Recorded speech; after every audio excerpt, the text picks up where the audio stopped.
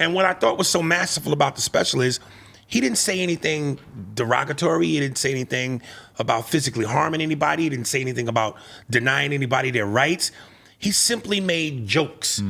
And if you are constantly screaming about you want equality, LGBTQ community, transgender community, then what's more equal than being able to be made fun of like everybody else? Right. You're not special, you know?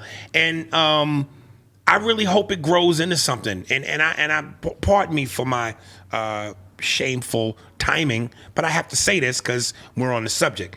You know, on my podcast, Spears and Steinberg, aka the Jew and the Jerk, Right.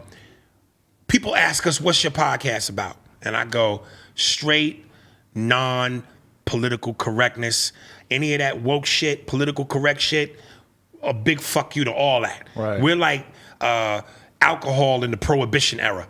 You know, we specifically want to cater to people's desires to be able to be honest and let loose and not have to listen to something and go, uh-oh, they said this, can't say that. No. We are serving you illegal liquor.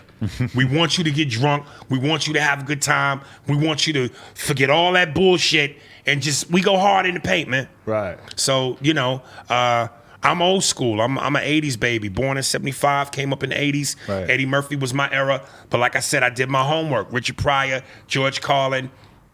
I come from that era. So my cocaine, man, my yayo is pure, uncut.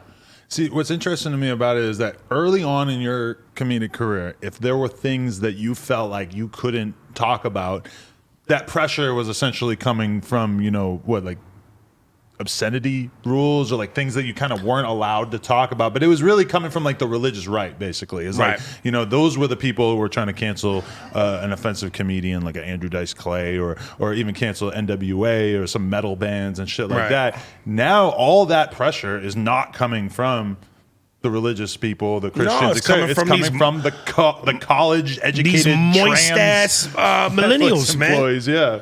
Yeah, these soft ass kids, man. Yeah. You know, listen, I always say, and again, not to sound like old man get off my porch or old head, but other than technology, which even that is a blessing and a curse, right. But nonetheless, it leans more towards the blessing.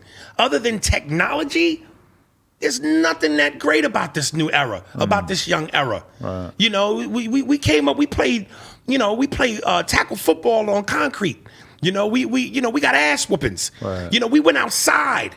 You know what I mean? We didn't have 80 million cable channels. We was, you know, when we was coming up, we was trying to break through that one fuzzy channel that kind of showed porn on Cinemax. I was beating off to that. Yeah, that was probably the last time I beat off. But I'm just overall, we came up tougher. You know, and I think that there's merit in that. Yeah. You know, these kids is pussy today. You know, I remember anytime I perform at the Laugh Factory in Hollywood, which is my normal spot when I'm in town, on Friday and Saturday, it's cool because it's, you know, especially the earlier shows, it's showtime. Right. I mean, it's packed, it's bright, the energy of the crowd makes you feel like a rock star when you killing in there. But unfortunately, the average age is 20-something. So sometimes I get up there and I do the jokes I do, and it's like I'm speaking Arabic. These motherfuckers is looking at me like they watching paint dry, and I want to curse them out like, you cocksuckers. Right. This shit is hilarious. It's been tested. But y'all motherfuckers are so moist in the ass crack.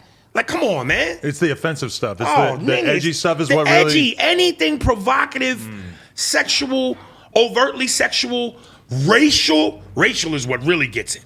They just clam up.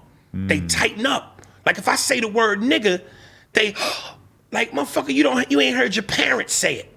Like you white kids ain't said it in an attempt to be cool. Like, don't act brand new now. Right. Like, it's ridiculous, man. Wow, that's crazy to hear that they even do that to you, because I'm feeling like those kids should be looking at you like, if anybody's getting to decide what's funny and what not, if they should be looking to anybody, You're a person who's been living in your black skin for all these years, and if you think these things are okay for you to make jokes about, then who the fuck are these kids to step into this conversation in the first place? When you're young as fuck, you've been paying attention to comedy for barely any fucking time at all. Right. That just seems crazy to me. But they come with a certain mentality because, again, of their lack of homework. They don't really know anything past their age group. Right. They don't know anything past what they see on their phone. Right. Sometimes to get the best shit, you got to dig deep. You got to Right. dig deep in the crate to get the best album. You know, and they just, again, they're lazy, man. When everything is available to you in the palm of your hand, yo, you're lazy. Right. You don't put in the work.